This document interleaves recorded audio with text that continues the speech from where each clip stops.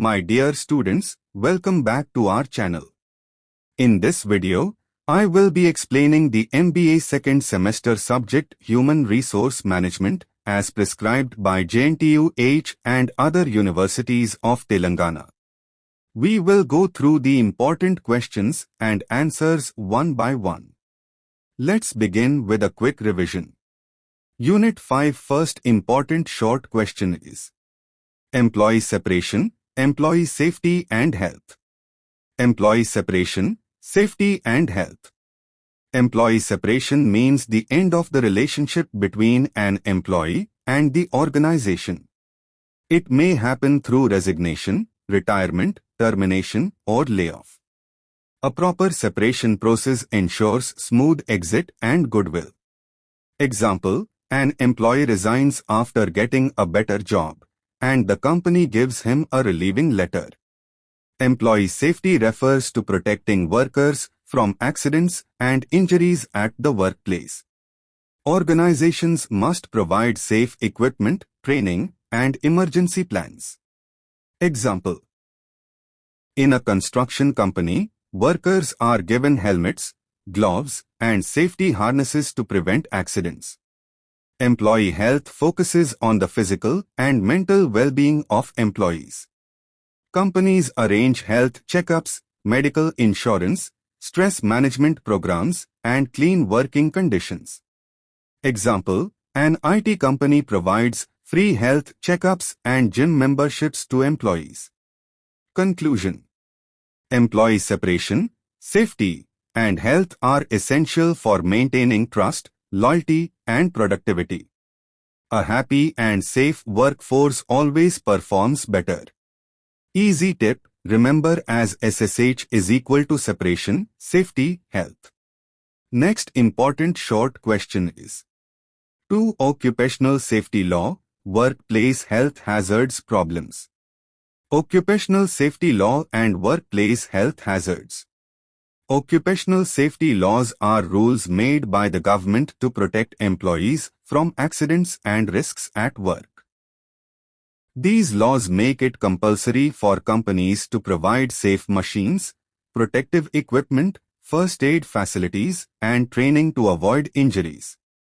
Example, under the Factories Act in India, employers must ensure proper ventilation, fire safety, and protective gear for workers. Workplace health hazards are dangers that can harm an employee's body or mind while working. These include physical hazards, noise, heat, unsafe machines. Chemical hazards, exposure to gases, dust, or harmful chemicals. Biological hazards, infections, poor sanitation. Psychological hazards, stress, long working hours, bullying. Example, a factory worker breathing harmful chemical fumes may face lung problems if safety masks are not provided. Conclusion: occupational safety laws and hazard control keep employees healthy, safe, and productive, while also reducing accidents and legal problems for companies. Easy tip: remember as law protects, hazards affect. Next important short question is 3. Remedies and work-life integration. In human resource management, remedies mean the solutions or steps taken by organizations to solve employee problems like stress, conflicts, or low motivation. Remedies can include counseling, flexible work hours, health programs, fair grievance handling, and providing safe working conditions. Example, if an employee is facing stress due to workload, the HR can reduce extra hours or provide stress relief training. Work-life integration means balancing personal life and job responsibilities in a healthy way. Instead of separating work and life, integration focuses on blending both smoothly. For example, companies provide work-from-home options, family-friendly policies, flexible timings, or wellness activities to help employees give time to family and self while still meeting work goals. Example, An IT company allowing parents to log in late after dropping their children at school. Conclusion. Remedies reduce problems, while work-life integration creates happy, loyal, and productive employees, which is beneficial for both workers and the organization. Easy tip, remember it as remedies is equal to solve problems, integration is equal to balance life.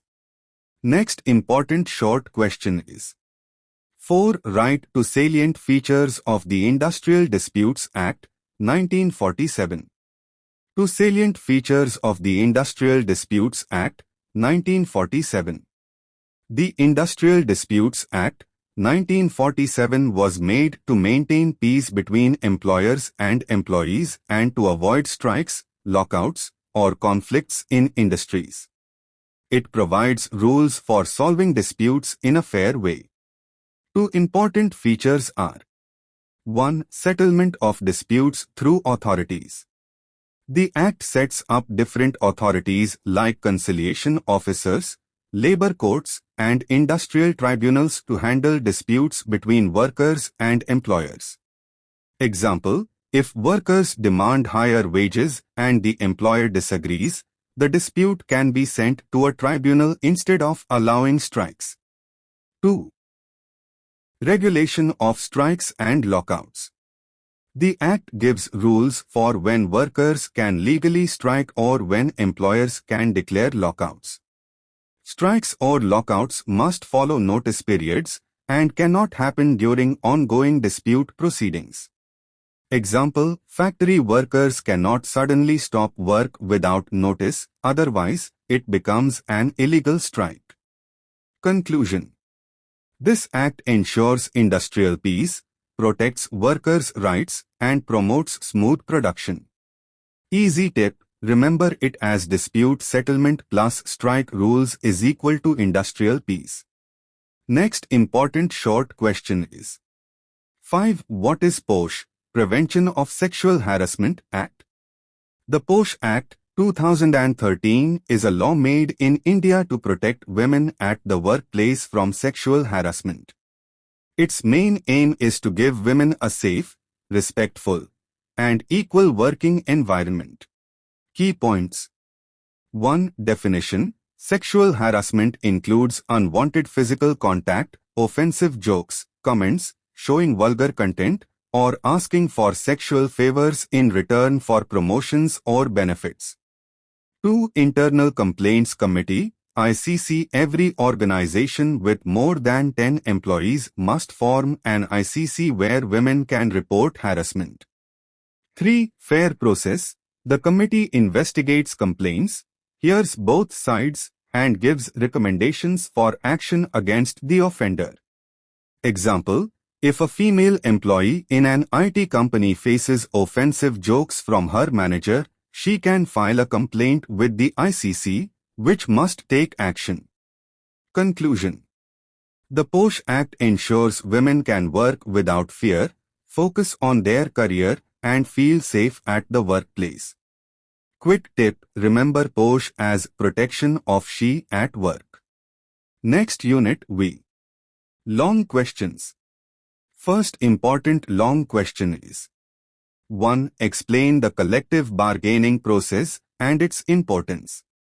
Collective bargaining process and its importance. Meaning. Collective bargaining is the process where employers, management, and employees, through trade unions, sit together, discuss, and agree on issues like wages, working hours, safety, and benefits. Instead of individual workers negotiating separately, all employees bargain collectively, giving them more strength. Think of it as a cricket team negotiating with the management as one unit, rather than each player talking separately. Steps in the collective bargaining process. 1. Preparation. Both parties collect facts, wages, working conditions, industry standards, and set goals. Example, union demands higher wages, management studies if it can afford it. 2. Discussion. Both sides meet formally. Ground rules are set, like how often to meet and how decisions will be taken. 3. Proposal and counter-proposal. Union presents its demands, example, salary hike, better safety. Management responds with alternatives. 4. Negotiation. Both sides discuss, compromise, and try to reach a middle path. This stage may take time and requires patience. 5. Agreement or settlement. If both agree, the terms are written down in a contract. This becomes a formal agreement. 6. Implementation. The agreement is applied. Both sides monitor to ensure rules are followed. Importance of collective bargaining. 1. Protects employee interests. Workers get fair wages, job security, and safe working conditions. 2. Reduces conflicts. Peaceful dialogue avoids strikes and lockouts. 3. Improves productivity. Happy employees work better. 4. Builds strong relations. Creates trust between management and employees. 5. Promotes industrial democracy. Workers get a voice in decision-making. Example. In a car manufacturing company, workers demanded safety gear and overtime pay. Through collective bargaining, management agreed to provide helmets, gloves, and overtime wages. This reduced accidents and improved morale. Conclusion. Collective bargaining is like a bridge between workers and management. It ensures fairness, reduces disputes, and creates a win-win situation for both sides. Easy tip to remember the process: PDP&AI, preparation, discussion, proposal, negotiation, agreement, implementation. Next important long question is: 2. Discuss the grievance handling procedure in detail. Grievance handling procedure. Meaning: a grievance is a complaint by an employee about unfair treatment, working conditions, salary, promotion, or behavior of supervisors. Example: if an employee feels he is denied promotion despite good performance, it becomes a grievance. Handling grievances properly is very important because if ignored, small complaints can grow into big conflicts or strikes. Steps in grievance handling procedure. 1. Identification of grievance. The employee expresses dissatisfaction, verbally or in writing. Example: a worker reports unsafe machinery. 2. Presentation of grievance. The grievance is formally submitted to the immediate supervisor or HR. This ensures the issue is officially recorded. 3. Review and investigation. The supervisor HR listens carefully, gathers facts, and investigates the situation. Example: HR checks if safety standards are really not followed. 4. Discussion. Both employee and manager sit together to discuss possible solutions. Open communication is encouraged so the employee feels heard. 5. Decision. A fair solution is decided based on company policy, laws, and facts. Example: management provides safety gear to employees. 6. Appeal, if needed. If the employee is not satisfied, he can appeal to higher management. This ensures fairness and transparency. 7. Implementation and follow-up. The final decision is applied and monitored. HR ensures that the grievance is solved and does not repeat. Importance of grievance handling. 1. Maintains good relations, employees feel respected and valued. 2. Reduces conflicts, prevents strikes, lockouts, and dissatisfaction. 3. Improves productivity, satisfied workers perform better. 4. Promotes fairness, ensures equal treatment for all employees. Example: in a software company, employees complained about long working hours. After investigation, HR introduced flexible working hours. This improved employee satisfaction and reduced resignations. Conclusion.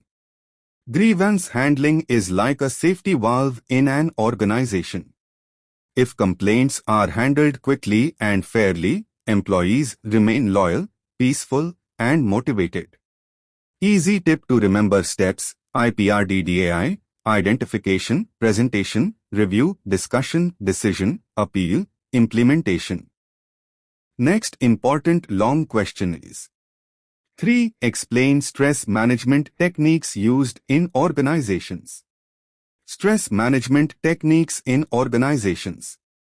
Meaning: stress is the physical or mental pressure that employees feel when they cannot cope with workload, deadlines, or workplace conflicts. If not controlled, stress leads to tension, health problems, absenteeism, and low productivity. Example: an IT employee working late nights continuously may feel stressed, leading to burnout. That's why organizations adopt stress management techniques to keep employees healthy and motivated. Techniques of stress management. 1. Time management training. Employees are trained to plan their work, set priorities, and avoid last-minute rush. Example: a project manager uses scheduling software to divide tasks among team members. 2. Job redesign. Work is restructured to remove monotony and reduce workload pressure. Example: rotating employees between tasks to make work more interesting. 3. Counseling and Employee Assistance Programs, EAPs. HR provides counseling sessions to employees facing stress due to personal or work issues. Example: an employee stressed about family issues can talk confidentially to a counselor. 4. Health and wellness programs. Organizations arrange yoga, meditation, fitness sessions, and health checkups. Example: Infosys provides stress-busting activities like yoga classes and recreation zones. 5. Flexible work arrangements. Options like work from home, flexible timings, and job sharing reduce stress. Example: after COVID, many companies allowed hybrid working to balance work and personal life. 6. Employee recognition and rewards. Appreciating and rewarding employees reduces frustration and builds positivity. Example: giving Employee of the Month awards or small bonuses. 7. Recreation and fun activities. Team outings, celebrations, and cultural programs relax employees. Example: tech companies often organize weekend trips or cricket matches. Conclusion. Stress is like rust on a machine. If ignored, it damages performance. With proper techniques like time management, counseling, wellness programs, and recognition, organizations can keep employees stress-free. Easy tip to remember: TJCHFRR. Time management, job redesign, counseling, health programs, flexible work, recognition, recreation. Next important long question is: 4. Discuss the salient features of the Factories Act and its relevance to employee safety and health. Salient features of the Factories Act and its relevance to employee safety and health. Introduction. The Factories Act, 1948 is one of the most important labor laws in India. Its main aim is to ensure the safety, health, and welfare of workers working in factories. Since factory work often involves machines, chemicals, and long hours, this act protects employees from accidents and unhealthy working conditions. Example: a worker in a textile mill is protected by rules related to proper ventilation, machine safety, and working hours under this act. Salient features of the Factories Act. 1. Health measures. Factories must provide cleanliness, proper ventilation, lighting, and drinking water. Example: Fans and exhaust systems should be installed to remove harmful dust or fumes. 2. Safety measures. Machines must have fencing, emergency stops, and protective devices to prevent accidents. Example, a guard on a cutting machine saves workers from hand injuries. 3. Working hours. Adults cannot work for more than 48 hours a week and 9 hours a day. Overtime must be paid at double the wage rate. 4. Welfare measures. Factories must provide canteens, restrooms, creches for women workers, and first aid facilities. 5. Employment of young persons. Children below 14 years cannot work in factories. Adolescents, 15 to 18 years, need a fitness certificate. 6. Annual leave with wages. Workers who work for 240 days or more in a year are eligible for paid leave. Relevance to employee safety and health. The Act ensures that workers are not treated as just machines but as human beings. It reduces accidents, protects health, and improves productivity. Example, if a factory maintains clean drinking water and proper rest breaks, workers remain healthy and perform better. Conclusion. The Factories Act acts as a shield for workers by providing health, safety, and welfare measures. It reminds employers that safe and healthy workers are the real strength of any industry. Easy tip to remember: HSWL. Health, safety, working hours, employment rules, leave with wages.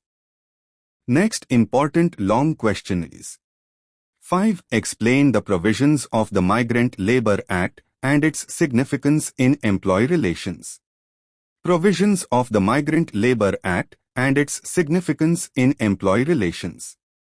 Introduction. In India, many workers leave their villages to work in other states for jobs in construction, factories, or agriculture.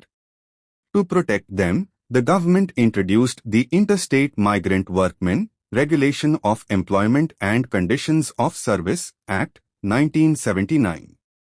This act ensures that migrant workers are treated fairly and humanely even when they are far away from their homes.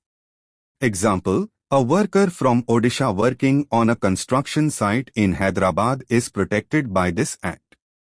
Provisions of the Migrant Labour Act. 1. Registration of contractors and establishments. Employers hiring migrant workers must register with authorities. This ensures workers are not exploited by middlemen. 2. Wages and equal treatment. Migrant workers should get equal pay for equal work like local workers. Example, a migrant mason from Bihar must be paid the same as a local mason in Telangana. 3. Journey allowance and displacement allowance. Workers must be given money for travel from their home state to the workplace. A displacement allowance is also paid for leaving their home.